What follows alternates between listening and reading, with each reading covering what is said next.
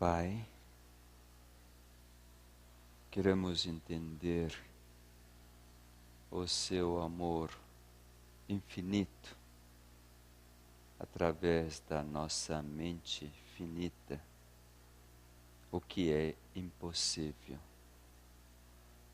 Mas com o Santo Espírito nós podemos entender a sua mente, seu pensamento, e assim deixar o nosso próprio pensamento.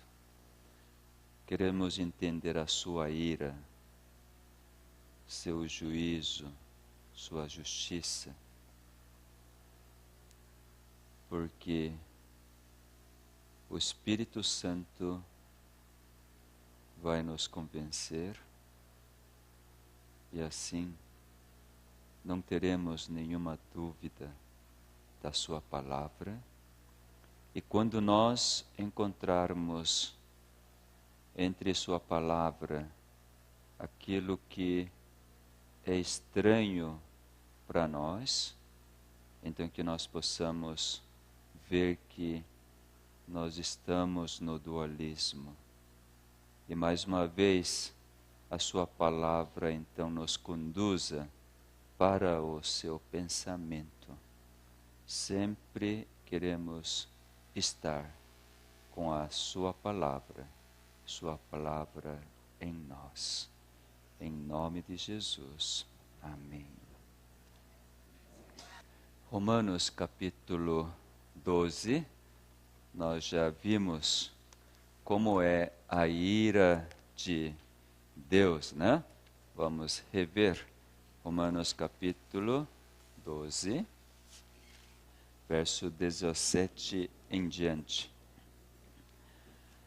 Não torneis a ninguém mal por mal. Esforçai-vos por fazer o bem perante todos os homens.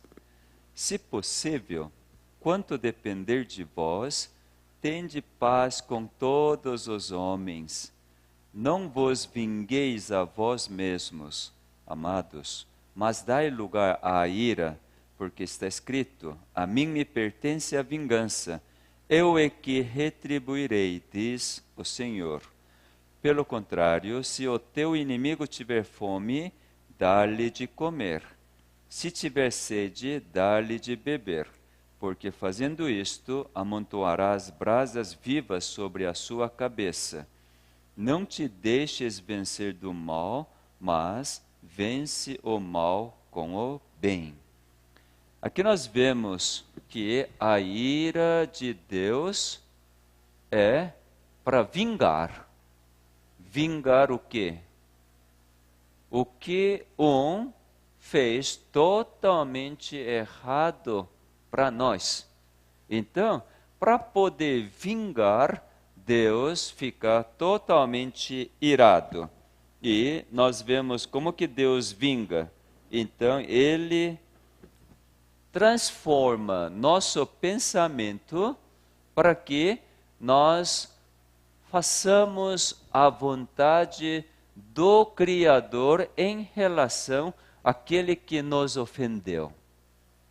Por causa disto que, então, nós podemos dar comida para nossos inimigos. Nós mesmos jamais poderemos dar comida para nossos inimigos, mas como Cristo dá comida para o inimigo, então, nós que estamos imbuídos do Espírito de Deus, mente de Jesus, então, nós faremos a sua vontade. E assim, aquele que nos ofendeu, quando verem que nós estamos com mente de Cristo, certamente Espírito Santo, a brasa viva que está na mente, vai convencer. Olha, você fez tamanho de mal para seu amigo. Você precisa então pedir perdão, porque ele já perdoou. Sinal que já perdoou, está fazendo bondade para você, está dando alimento para você, está dando água para você, então você precisa pedir perdão por causa da bondade. Então o coração volta ao arrependimento. E assim chega para quem ofendeu, fulano, desculpe, fui enganado. Realmente, naquele momento, a minha ganância superou a palavra de Deus. Mas por causa que você aceitou seu Deus, eu vi, através da sua vida, quem é verdadeiro Deus. Agora eu realmente peço perdão e eu também quero aprender mais sobre seu Deus. Quando chega nesse momento, Deus vingou? Deus vingou. A ira teve no seu lugar e vingou, e o pecado foi totalmente extirpado nas duas pessoas. Então veja, quando Deus vinga, salva o pecador. Deu para entender? Então, quanto à ira, quanto à vingança de Deus é para salvar o pecador. É extremo amor, uma intensidade de amor bem maior do que um amor simples. Nós vemos em Apocalipse capítulo 6 também algo bem semelhante a esse Romano capítulo 12. Isso quando, logo que então, abre o quinto selo, então nós vemos isto. O livro de Apocalipse, eu comecei a estudar há um tempo, depois parei um pouco. Eu preciso recomeçar o estudo de livro de Apocalipse. E um dia a gente precisa estudar aqui no programa de Bíblia e Ciência sobre a profecia, tanto de Apocalipse como Daniel, focado na nossa atualidade. Não sei exatamente quando, mas eu gostaria de também estudar. Quando então abre o quinto selo, vamos ver a partir do verso 9, capítulo 6, versos 9 em diante. Quando ele abriu o quinto selo, vi, debaixo do altar, as almas daqueles que tinham sido mortos por causa da palavra de Deus e por causa do testemunho que sustentava. Então, quem são esses mortos? Mártires, né? Bom, então, aqueles que, por guardarem a palavra de Deus e por causa do testemunho que sustentava, então, verdadeiramente, a palavra de Deus transformou a sua vida, a ponto de morrer. A ponto de morrer pela palavra e pelo testemunho de Jesus. Bom, verso 10. Então, essas pessoas mortas clamaram em grande voz, dizendo: até quando, ó soberano Senhor, santo e verdadeiro, não julgas nem vingas o nosso sangue dos que habitam sobre a terra? Então a cada um deles foi dada uma vestidura branca, e lhes disseram que repousassem ainda por pouco tempo, até que também se completasse o número dos seus conservos e seus irmãos que iam ser mortos como igualmente eles foram. Não vou mencionar em que período que é esse quinto selo, não é agora este momento para decifrar isto, mas veja, os que guardam as palavras de Deus e têm testemunho de Jesus, eles estão pedindo vingança, não é? Interessante. Olha, vamos ler de novo. Até quando, ó soberano Senhor, santo e verdadeiro, não julgas, nem vingas o nosso sangue dos que habitam sobre a terra? Então, aqueles que habitam sobre a terra, fez o quê? Mataram. Mataram por guardar sangue ou por guardarem palavras de Jesus e ter testemunho de Jesus. E morreram. Estão pedindo julgamento e vingança.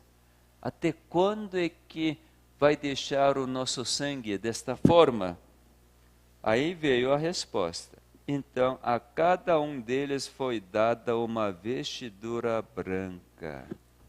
O que é vestidura branca? Justiça de Cristo. O que é justiça de Cristo? Seu amor, seu caráter. Caráter de Cristo não é o amor? Então foi dado caráter de Cristo para esses. O amor. 1 Coríntios capítulo 13 nós vemos, o amor é paciente. O amor é paciente. Tudo sofre, tudo crê, tudo espera, tudo suporta.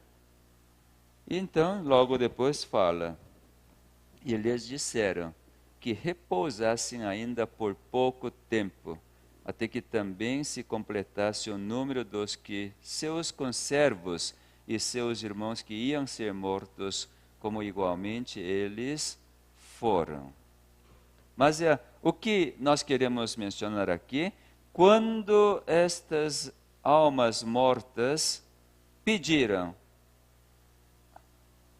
o julgamento e vingança, foi dada a vestidura branca, caráter de Deus, o amor.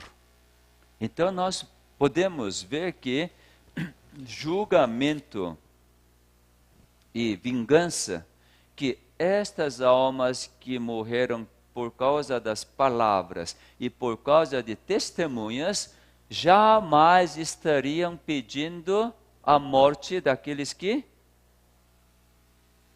fizeram mal, que perseguiram. Estevão, quando estava morrendo apedrejado, pediu para que matasse? Pediu pelo perdão, que não lhes imputasse o pecado, porque não sabiam o que estavam fazendo. Então, nós vemos que vingança, julgamento, não é raiva, ódio do raciocínio dualista. Isso nos diz muita coisa na nossa vida cristã, na nossa jornada cristã. Quando alguém nos ofende, nos prejudica, é assim? Mas deixar a ira que vingue. A palavra de Deus vai nos capacitar. Não é para mim dada essa vingança, nem julgamento. Essa é sempre ruim assim, sempre não me quer bem, só quer me prejudicar. Esse julgamento não cabe a nós, mas deixa para a ira, quem sabe salvar. Agora eu, imbuído do Espírito, então vamos levar a comida se precisar. Se tiver sede, vamos dar água, vamos transmitir a vestidura branca, o amor de Cristo, para que o Espírito Santo tem a oportunidade de lidar com essa pessoa que está enganada pelo inimigo, para que Deus possa salvar. E aí nós veremos a vingança. Bom, eu acho que pelo menos na parte teórica a gente não está vendo mais a confusão, né? Dá para pensar agora de uma única forma, que quando Deus está irado, não está com raiva. Com raiva dele é diferente da nossa raiva. Estão vendo isto, né? Aí está ficando cada vez menos medo. Porque 1 João 4,18 fala claramente, né? No amor não há temor ou medo. O amor, em vez disto, o amor perfeito lança fora o medo. Para aquelas pessoas que têm medo por causa, ou seja, de doença, ou seja, por causa de solidão, ou qualquer situação que encontre problema econômico, quando você experimentar este amor, o medo, incerteza, insegurança irão embora. Veja só, Deus é amor. Que é amor, daqui a pouco nós vamos ver isto, tá? Que é o amor, sempre, toda vez que acontece, você vai escrever, é Satanás que fez, Satanás que aprontou, é diabinho que fez. Então toda a Bíblia vai estar cheio de diabinho que fez tudo isso. É o amor? Acusação. Então, para quem é Deus? Para aqueles que entenderam o pensamento de Deus, escreveu de tal forma que Deus assume qualquer responsabilidade e coloca que Ele que fez assim. Lembra algumas palestras atrás que nós mencionamos? Deus, por assumir a responsabilidade de tudo daquilo que está acontecendo, está escrito: eu que destruí,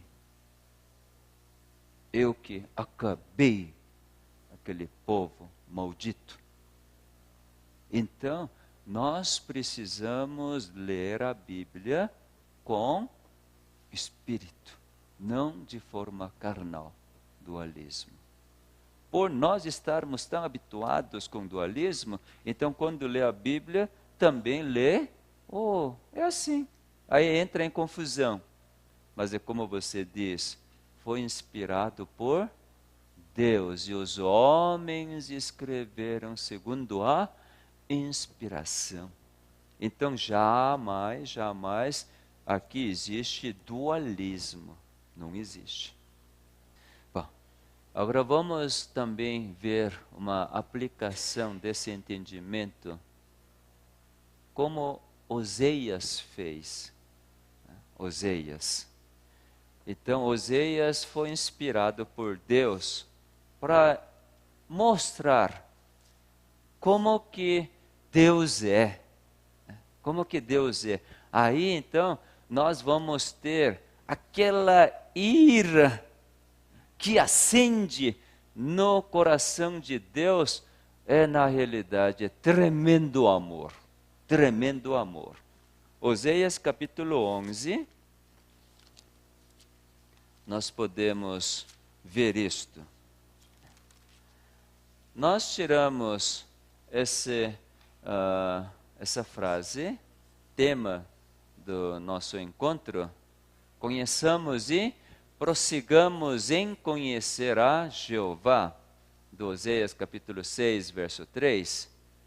É justamente na época de Oseias, o povo de Israel não teve o conhecimento de Deus. Por isso que ele declarou: meu povo é destruído pela falta de conhecimento. Então, Oseias, através da sua experiência de casamento, ele entendeu perfeitamente qual é o amor de Deus. E assim ele escreve esse capítulo 11. Deus inspirou assim, a partir do verso 1. Quando Israel era menino, eu o amei, e do Egito chamei o meu filho. Conduzi o povo de Israel do Egito para Canaã, e deu a terra, as casas, o pomar, tudo que eles não colocaram a mão para construir, mas tudo foi dado para eles, para o povo de Israel. Quanto mais eu os chamava, tanto mais se iam da minha presença. Veja, qual foi a reação do povo? Quanto mais eu os chamava, tanto mais se iam da minha presença. Sacrificavam a Baalins e queimavam incenso às imagens de escultura. Totalmente apartado de Deus, e o povo de Israel realmente ficou longe, longe, longe de Deus. Todavia, eu ensinei a andar a Efraim, tomei-os nos meus braços, mas não atinaram que eu os curava. Nem perceberam. É igual a gente, né? Enquanto Deus que estava curando, sarando, conduzindo todas as coisas, a gente acha o quê? Foi comprimido, foi a cirurgia, foi chá, foi tudo menos Deus. A gente tem costume de falar: olha, esse medicamento que está sustentando minha glicemia. Não se engane.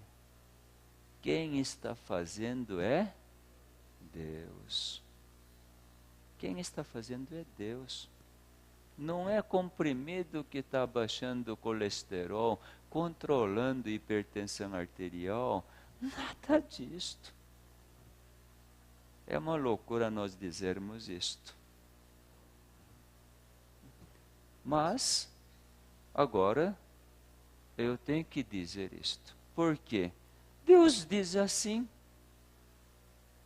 O povo não percebeu que Deus que está curando, mas por estar tão afastado de Deus, achava que qualquer outra coisa, o que eles adoravam, cultuavam, que estava fazendo tudo. Quantas vezes a gente adora o comprimido? Simples. Quando eu ainda fazia a minha medicina antiga, qualquer coisa era remédio. Qualquer coisa. Está com febre? Dipirona. Está com a dor? Analgésico. Está inflamado? Anti-inflamatório. Está com infecção bacteriana? Antibiótico. Pressão lá em cima, na emergência principalmente, quando um vê tudo assim, dor de cabeça intensa, e a gente afere pressão arterial, está 16/12, imediatamente o vasodilatador debaixo da língua.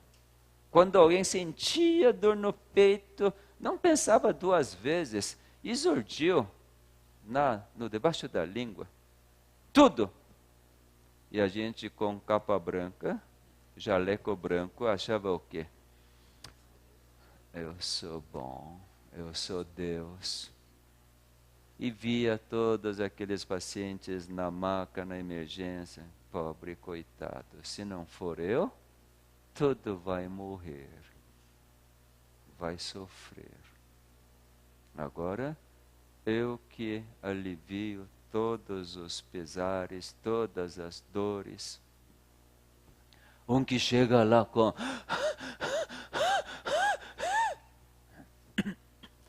Aí, aminofilina no soro, faz nebulização.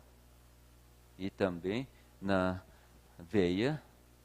Aí daqui a pouco...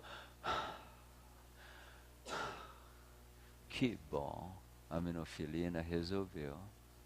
Enquanto a aminofilina quase que está botando o coração para fora da boca. Porque efeito colateral de aminofilina é acelerar o coração. Lá, tem paciente que fica vermelho. Doutor, falta de ar acabou, mas meu coração não para. Pois é, você tem que suportar isso, efeito colateral. Quantas vezes?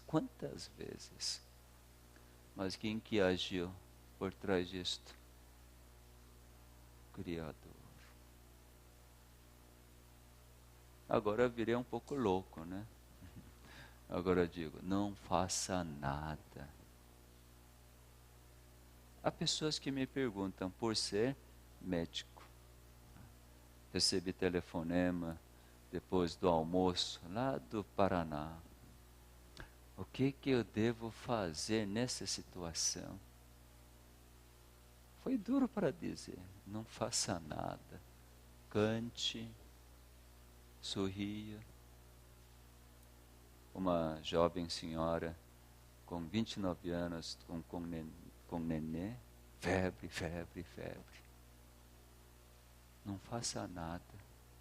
Você que tem que ficar calma para poder acalmar seu nenê. Mas se entrar em convulsão. Se entrar, entrou, né? Vai fazer o quê? Depois da convulsão não vai ter. Espera para ver. Sempre que tem convulsão, menino vai pirar, vai ter problema nervoso ou cerebral e vai entrar a convulsão o tempo todo? Não. Quem diz que vai ser assim? Jamais. Mas o mundo já diz que vai ser assim. Portanto, tem que medicar. Tem que acabar com a febre.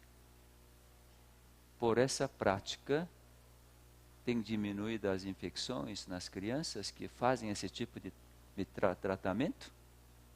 Aí tudo isso eleva a imunidade da criança e que criança não precisa voltar mais para o hospital. Cada vez está enfraquecendo mais e essa criança, então, próxima vez, vem com outras infecções e até criança está acostumada a dizer, com qualquer problema, mamãe, me dá remédio. Está gerando mais uma geração dependente do medicamento, da medicina, e cada vez mais vocês estão vendo hospitais estrondosos e cada vez mais doente. Mais mortes. Bom, não era isso que é assunto, né? Vamos voltar. Mas veja aqui, numa simples frase, diz assim: todavia eu ensinei a andar a Efraim, tomei-os nos meus braços. Vocês sabem aquela ilustração? Um homem estava andando com Jesus e sempre havia 4 passos. E no momento difícil, quando ele olhou para trás, só tinha 2 passos. Começou a reclamar. Agora que eu preciso de você, cadê? Reclamou. E tudo foi embora. Aí começou a ver 4 passos de novo. Aí reclamou, né? Onde você estava? Aí Jesus explicou. Aqueles 2 passos, enquanto você sofria, eu peguei você nos meus braços, eu que carreguei você. Não é seus passos, não foram, não são. Eu que tomei você nos meus braços. E nós não enxergamos isso, né? Mesmo sabendo dessa história. Mesmo lendo que ele diz, tomei-os nos meus braços, mas não atinaram que eu os curava. Atraí-os com cordas humanas, com laços de amor. Quem são essas cordas humanas? Profetas. Tantos profetas que Deus mandou para o povo de Israel para avisar que não deve ir daquela forma. Mandou Isaías, Jeremias. Como eles foram tratados? Mataram. Simplesmente colocavam Jeremias no poço porque falou, comunicou a palavra de Deus. E Isaías, no fim, como que ele morreu? Cerrado. Mandaram tantos profetas para trazer de volta. Na época de Acabe, Elias demonstrando aquelas maravilhas de Jeová. No momento em que eles acabaram com profetas de Baal, mas logo depois, de novo, aí Deus manda outro profeta, Eliseu, e assim por diante. Mandaram profetas, essas cordas humanas, para quê? Para poder atrair.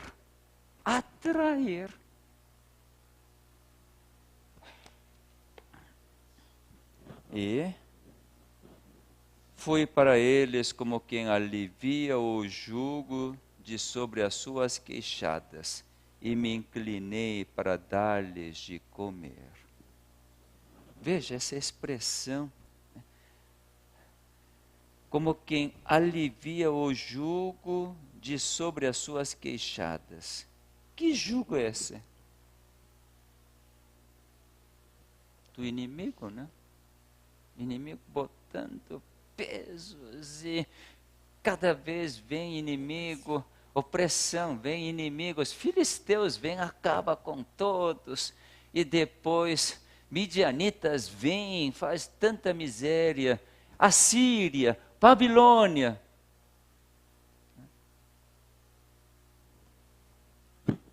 Deus aliviou todos.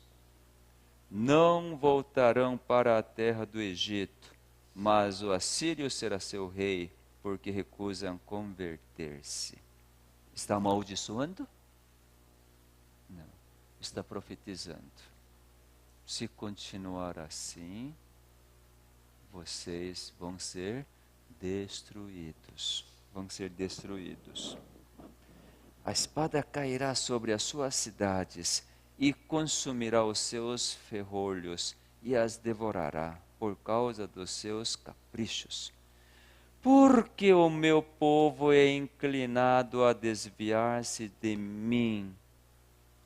Se é concitado a dirigir-se acima, ninguém o faz.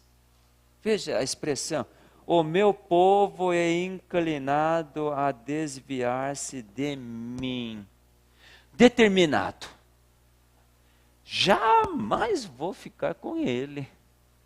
Mas eu vou cair fora. Não parece um dos filhos? Eu vou pegar toda a herança aí, eu vou cair fora. Porque, como diz, né? Estou com o saco cheio. Eu vou embora. Determinado. Parece que nós somos hoje assim, né? Quantas vezes Deus está dando a sua mensagem, mas a gente fala sempre assim, oh, é complicado, é complicado. Olha, meu trabalho está aqui, meus filhos ainda são pequenos, precisam de escola, disso, daquilo. Eu não sei nada daquilo. Então, como que eu posso ir para o campo? A gente dá muitas desculpas para Deus, isto é, estamos determinados para não voltar para Deus. Isso é nossa realidade atual. Embora esteja escrito na época de Oseias, está dirigindo para nós agora. Então nós precisamos aplicar. Esse é o amor de Deus para cada um de nós. Veja, verso 8. Como te deixaria, ó Efraim? Como te entregaria, ó Israel? Como te faria como a Adimã? Como fazer-te um Zeboim?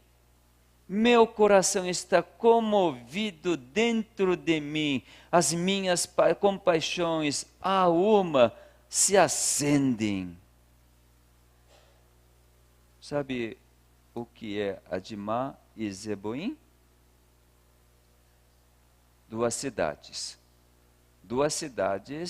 que foram destruídas junto com Sodoma e Gomorra. Vamos lá ver, Deuteronômio 29, 23. Então, o profeta Oseias sabia exatamente a cidade de Adimá e Zeboim, o que aconteceu com eles. Eu também estou estudando a Bíblia.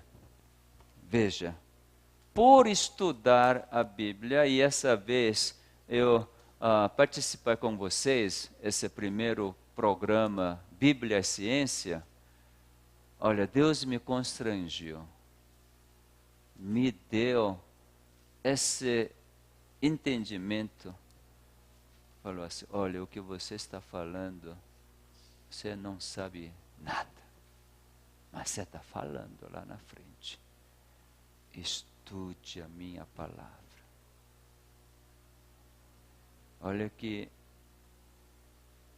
eu realmente negligenciei demais o estudo da palavra. Porque a gente sabe, então repete,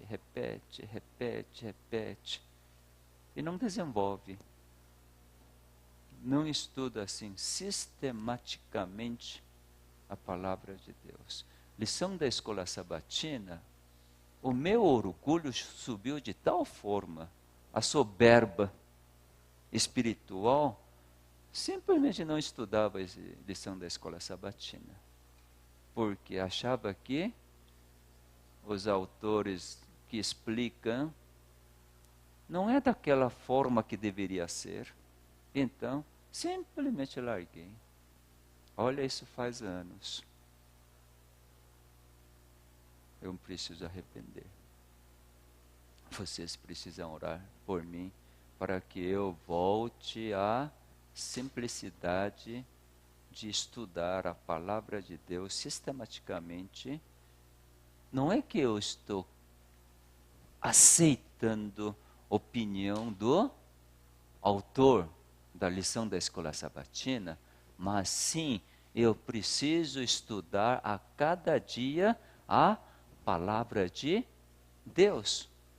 Lição da escola sabatina não é para você meramente aceitar simplesmente o que está escrito, o estudo que o autor fez e nos apresenta. Não é meramente isto. Você que tem que pesquisar e você estar simplesmente vivendo com Deus, andando junto com Ele. Para isso que tem lição da escola sabatina, meditação matinal. Por isso que eu digo,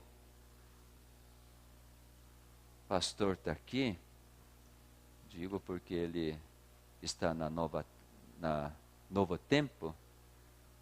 Novo Tempo faz algo extraordinário.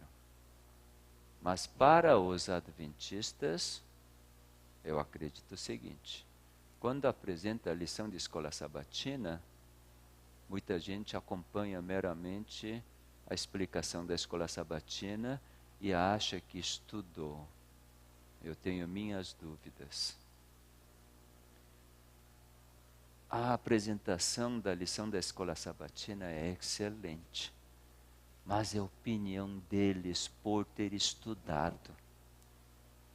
Você vai aceitar simplesmente a opinião deles e depois vai falando porque aceita a opinião deles, ou você vai procurar o tesouro escondido na sua palavra. Se você não for na palavra e descobrir o tesouro, você não saborear aquela descoberta de tesouro, a palavra de Deus simplesmente vai aumentar o conhecimento na sua cabeça e vai ser igreja de Laodiceia. Eu sou rico, não falta nada para mim, porque na ponta da língua sabe responder tudo, mas por causa disto suas células experimentaram alguma reação pela palavra? Testemunho de Jesus, infelizmente, não possui. Esta vez estou determinando para estudar a palavra novamente. Isso foi uma bênção, esse programa. Se não fosse isto, eu acho que continuaria do jeito que era. Porque tudo isto eu já tinha estudado há muito tempo. Há muito tempo. Pelo menos faz uns 9, 10 anos. Praticamente estou relembrando isto, estou repetindo. Mas ao repetir, estou sentindo esse constrangimento que Deus está fazendo para mim, que não é assim que deve continuar. Precisa ser sistemático o nosso estudo da palavra de Deus e sempre você meditando sobre a palavra. Por exemplo, mas isso é raciocínio dualista. Aí tem que fazer o quê? Não pode ser. Palavra inspirada não pode ser dualista. Eu que sou dualista. Eu que não estou enxergando esse conceito monista, então eu estou vendo só o quê? A letra. Não estou enxergando o significado.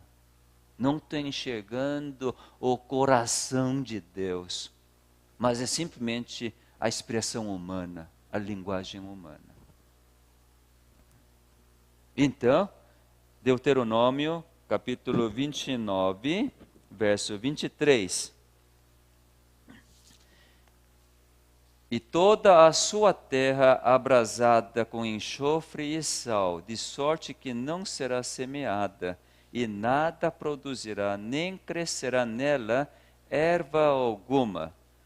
Assim como foi a destruição de Sodoma e de Gomorra, de Adimá e de Zeboim, que Jeová destruiu na sua ira e no seu furor. Vamos ler de conceito monista. Porque se for conceito dualista, não está vendo aqui? Jeová destruiu na sua ira e no seu furor. Mostra isto. Quem que vai negar que não foi Jeová que destruiu? Foi Deus que destruiu? Porque me olham feio? Vamos ter pensamento monista. Deus é amor. Deus é vida. Deus não tem como destruir. E certamente, no próximo programa de Bíblia e Ciência, nós precisamos mencionar essas coisas também, né? Então, precisamos preparar, realmente precisa muito, muito desse estudo da Bíblia para a gente poder, então, ver o caráter de Deus.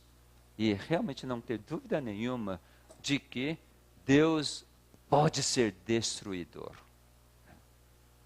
Bom, então voltamos para Oséias, capítulo 11. Verso 8 está dizendo assim: como te deixaria Efraim? Você que é meu. Como que eu vou deixar como Admá e Zeboim? Se a gente tiver raciocínio dualista, então logo vai pensar o quê? Admá e Zeboim, como não Efraim, então deixou queimar tudo e morrer. É isso que está querendo dizer? Não. Está querendo dizer o quê? Olha, Admá, Zeboim foram destruídas porque até o último momento rejeitou. Portanto, Efraim e Israel, volte para mim, para não ser destruído. Você ainda tem oportunidade para voltar, porque eu estou contigo ainda. Volte. E diz assim: meu coração está comovido dentro de mim. O que quer dizer? Meu coração está comovido dentro de mim. Logo antes de dizer isto, não falou: como eu vou deixar Efraim? Está prestes Efraim e Israel fazerem o quê? Se perder, apartar. Está tão prestes. Então, o coração de Deus, como que está? Lá dentro. Tá. E logo depois, então, fala: as minhas compaixões, a uma, se acendem. Está fervendo, está queimando, pegando fogo. Dá para sentir como Deus está, linguagem humana, desesperado. Vocês viram a galinha quando perde um pintinho? Você já viu isso? Só grita? Eu vi uma vez, coisa inacreditável. Como que chama aquilo que é? Aquela ave rapina? Gavião. Gavião fica rodeando, e a mãe fazia o quê? Fazia um barulho, né? Igual de algumas, né? Nessa altura que galinha grita, né? Então todos os pintinhos,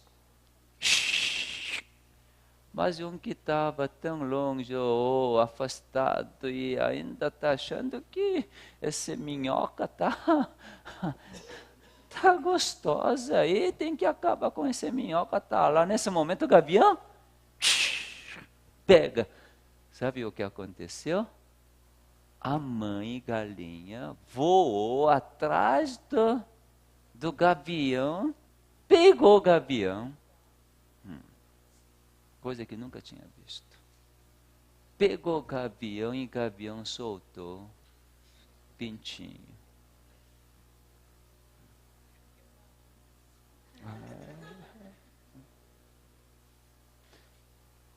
Deixa eu mostrar uma figura aqui. Galinha é valente? Pensamento dualista. Galinha que é valente? Não, fenômeno aconteceu na galinha, Mas quem que está fazendo isto? Criador que está fazendo isto. Não entre no raciocínio dualista. Não veja somente o fenômeno, mas veja a energia, o amor que está atuando atrás dessa galinha. Né? Por isso que eu quero mostrar essa figura, essa foto. Né? Aqui. Serpente está aproximando para engolir essa presa, esquilo, mas esse esquilo, hoje não passa. Sabe por quê? Ontem ganhou filhotes, aqui é cova, ninho. Então, não passa por aqui não. E quando então a serpente aproximou, o esquilo, esquilo, mãe, desce a sua mão, veja, desce a sua mão, espanta a cobra. Como que está o coração desse esquilo? Acende o fervor para poder salvar seus filhotes. Sabe que quando a serpente morde e injeta o veneno, sabe que o veneno não faz nenhum efeito, continua mexendo, por mexer, serpente tem que apertar cada vez mais, mas continua mexendo, aí tanto de apertar fica com a cãibra, tem que largar. Você imagina a musculatura, larga, e mãe esquilo não morre. Esse sentimento, não dá para se comparar sentimento de Deus com o sentimento dos animais, mas estou mostrando isto porque esse sentimento que existe nesses animais, na natureza, na realidade é vontade de quem? Do Criador. Por isso que nós vemos coisas absurdas, impossíveis no nosso pensamento dualista. Quando ele diz: meu coração está comovido dentro de mim, as minhas compaixões a uma se acendem. Não executarei o furor da minha ira, não tornarei para destruir a Efraim, porque eu sou Deus e não homem, o santo no meio de ti, não voltarei em ira. Então, tudo aquilo que aconteceu com o povo Israel, Judá, que foi destruído Israel pela Síria, depois Judá foi destruído pelos babilônios, é porque Deus que fez? De forma nenhuma.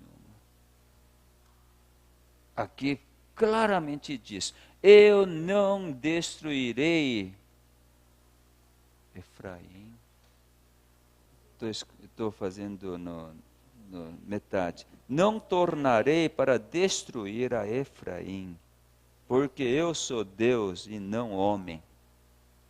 Porque quando ele entrar, o que vai acontecer? Destrói. Por isso que manda profetas, cordas humanas. Então, a ira, furor, é amor de Deus. É o amor. Agora acho que nós não temos dúvida quanto a isso, né? A ira de Deus. O julgamento de Deus não é para acabar, mas para salvar. Então vamos ver Mateus capítulo 23, para ver, mesma coisa, Jesus falou quando esteve aqui na terra. Mateus 23, 37, diz assim: Jerusalém, Jerusalém, que matas os profetas e apedrejas os que te foram enviados. Quantas vezes quis eu reunir os teus filhos, como a galinha junta os seus pintinhos debaixo das asas, e vós não o quisestes. Qual teria sido o coração de Jesus ao falar isto? Ele estava vendo daqui 40 anos Jerusalém totalmente destruído. Antes de ser destruído, o que iria acontecer dentro da cidade? Própria mãe dando seu filho: hoje nós vamos comer meu filho, amanhã vamos comer seu. O sofrimento que o povo iria passar por ter rejeitado. Ele estava vendo tudo isto quando estava vendo a cidade, Jerusalém. E ele diz: quantas vezes quis eu reunir os teus filhos, como a galinha junta os seus pintinhos debaixo das asas, e vós não o quiseste. Esse sentimento. O amor não é meramente um amor simples. Quando então um pecador não aceita o amor de Deus, fica algo que para nós é a ira, furor. E vem a destruição como consequência de não ter aceitado. Nesse momento, Deus vai chorar. Não chora de raiva, de desespero, mas ele vai chorar assim como Davi chorou quando seu filho Absalão morreu. Por que eu criei? Dá para entender o sentimento? Eu criei para dar o meu amor, agora você não existe mais. Como eu vou poder dar este amor? Onde você está? Mas você e eu podemos ser aquele que entende o coração de Deus e aceitar a sua palavra. Se alguém fosse mais deprimido no universo, deveria ser Deus, não é? Deveria ser mais deprimido.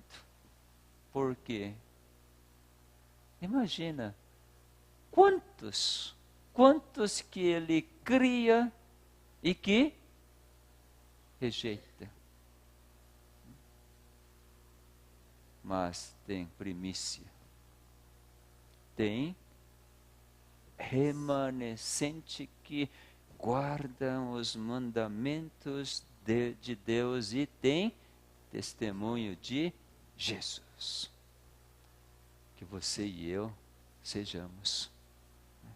Então nós, como reis, como sacerdotes, então vai dizer para o universo inteiro que não experimentou como nós, na pele, na célula, então vamos dizer: olha, o amor de Deus é assim. Somente nós que podemos dizer isto. Será isto um grande privilégio, né? andar, viajar pelo universo inteiro, demonstrar e proclamar o amor do nosso Deus é assim. Eu experimentei, eu sei qual é o gosto de morangue.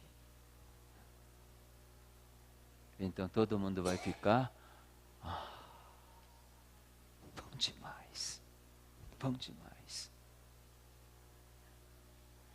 Que Deus os abençoe para que nós sistematicamente estudemos a sua palavra, para que a partir de agora até a volta de Cristo, sempre a sua palavra permaneça em nós, para que não sejamos enganados pelos sutis artimanhas do inimigo, porque ele está para enganar. Desceu para a terra irado,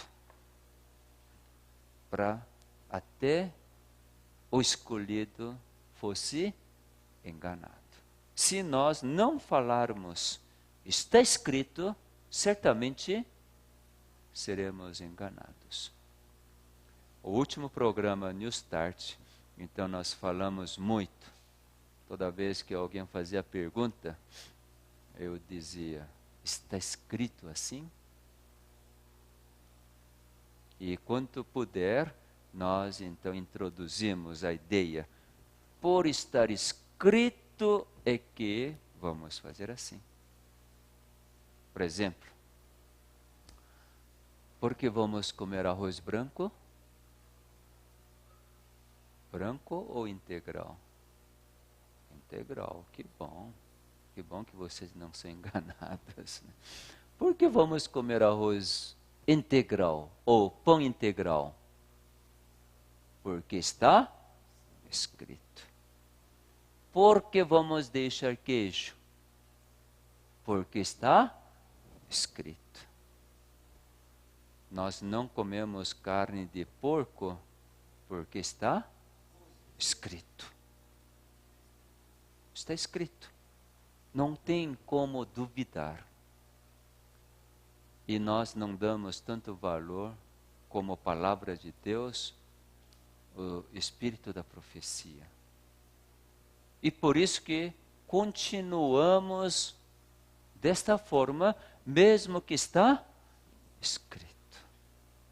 Não estou querendo levar para legalismo, mas queremos desfrutar este grandioso amor que neste momento, quando olha para a igreja laodiceana, ele está